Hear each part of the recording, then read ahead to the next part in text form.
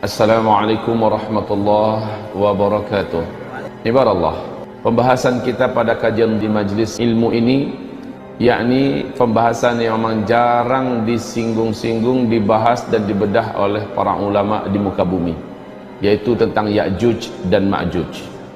Lalu apa yang akan kita lakukan? Keyakinan saya sampaikan, Ya'juj Ma'juj akan sampai ke Indonesia. Al-Kahfi ayat 92 sampai 99. Sebelum kita baca ayat ini, baik kita tumbuhkan pertanyaan, kenapa melindungi diri dari Dajjal dengan surat Al-Kahfi? Yang kedua, kenapa Allah letakkan kisah Ya'juj dan Ma'juj di dalam surat Al-Kahfi? Jawabannya adalah satu, Dajjal memiliki kemampuan untuk mengkafirkan manusia dengan segala kekuatannya.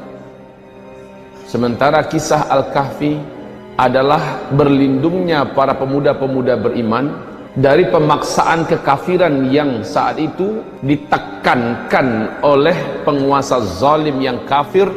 Siapapun yang tidak mau kafir akan dihabisi di tangannya dan bala tentaranya.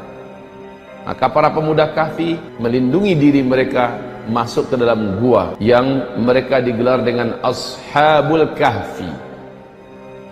Dajjal nanti memaksa orang dengan segala macam trik, dengan kekuatan, dengan harta, dengan dunia, termasuk ancaman pembunuhan dan penyiksaan jika tidak mau bergabung dengannya, jika tidak mau menuhankannya.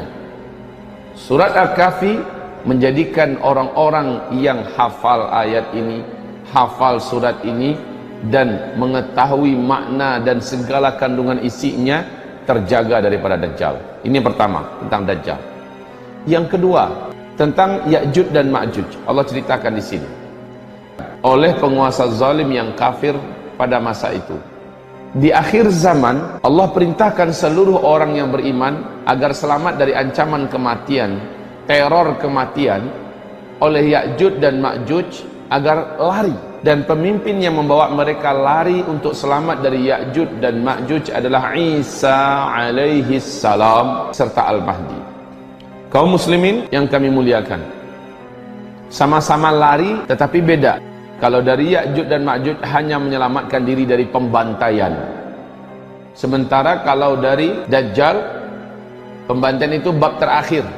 Pemurtadan dan pengkafiran, mau mukmin kita atau tidak, yang pokoknya siapapun manusia selain mereka wajib habis.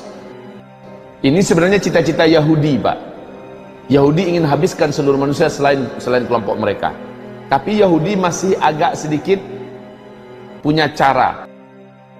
Kalau Ya'juj Ma'juj nggak ada cerita, brutal. Memang main tebas, main pancung, main cincang, main gantung, main bakar. Tidak ada satupun peluang untuk hidup seluruh manusia di bumi ini selain ras mereka. Bahwa hakikat Ya'juj dan Ma'juj ini benar-benar ada. Bagaimana Allah menceritakan mereka, kita perhatikan dan kita simak. A'udzu billahi minasyaitonir rajim. Ayat 92. Sebenarnya kisah mereka itu dimulai dari ayat 90 ya. Kisah mereka yakni tentang Zulkarnain. Tapi penekanan kita ambil dari ayat 92. A'udzu billahi minasyaitonir rajim. Bismillahirrahmanirrahim. Hatta idza balagha bainas saddain wajada min dunihima qauma la yakaduna yafqahuna qawla. Dia ini adalah Zulkarnain, sang panglima tempur, raja penakluk yang tak terkalahkan, penguasa timur dan barat yang disebut dengan Dzulqarnain. Allah menyebut namanya Dzulqarnain. Dzulqarnain ini adalah gelar, bukan nama aslinya. Maksudnya, kaum ini betul-betul nggak ngerti bahasa orang lain selain bahasa mereka. Dan kaum ini dalam sejarah adalah kaum yang benar-benar pribumi, pedalaman, bahkan mereka tidak punya pakaian. Dan mereka hidup super primitif. Mereka tidak bergaul dengan manusia yang hidup pada zaman mereka, kecuali hanya mereka saja. Oleh karena itu mereka tidak ngerti bahasa yang lain. Zulkarnain sampai ke sana. Pada intinya ada 1-2 di antara mereka yang dapat diajak berkomunikasi. keluhan mereka, jadi bukan yang ini yang Ya'juj Ma'juj, bukan, tapi mereka adalah yang mengeluh dari karena seringnya Ya'juj Ma'juj atau kabilah Ya'juj dan Ma'juj menyerang mereka. Lalu mereka minta kepada Zulkarnain, jadikan kami dengan mereka itu ada pembatas yang menjadikan mereka nggak bisa menyerang kami. Apapun keinginan dari perbendaharaan dunia, duit, emas, apa segala macamnya, kami akan siapkan. Walaupun suku ini suku primitif, tapi mereka memiliki perbendaharaan bumi, kekayaan emas segala macamnya. Zulkarnain menolak. Yang Allah berikan kepada saya lebih baik dengan apa yang ada di tangan kalian. Zulkarnain dengan gagah mengatakan, sorry, tidak tertarik dengan tawaran kalian. Tapi karena bangsa atau kabilah Ya'juj Ma'juj itu betul-betul real, memang terkenal kebiadaban dan kebrutalan buasnya mereka, siap, kami akan bantu kalian. Syaratnya kalian bantu kami. Kumpulkan semua besi yang ada di bumi ini, yang bisa kalian kumpulkan. Kumpulkan semuanya. Kemudian Zulkarnain mulai membuat cetakan untuk di mana dia akan ngecor dengan besi. Subhanallah. Orang ngecor dengan semen, ini ngecor dengan besi. Nggak tanggung-tanggung antara dua gunung. Gunung ini sama tingginya. Jadi dari puncak gunung ini ke puncak gunung ini, di sini dibuat cetakan. Di sana nanti akan dicor dari atas. Apa teknologi yang digunakan Zulkarnain? Makanya jangan dikatakan teknologi kita ini udah puncak, Pak. Zaman dulu teknologinya Allah menyebutkan dalam Al-Quran yang belum pernah kemampuan mereka sampai oleh kamu sampai hari kiamat. Jangan katakan bahwa kita sudah ada di puncak teknologi sekarang. Allah telah pernah menaikkan manusia di puncak teknologi, Allah hancurkan.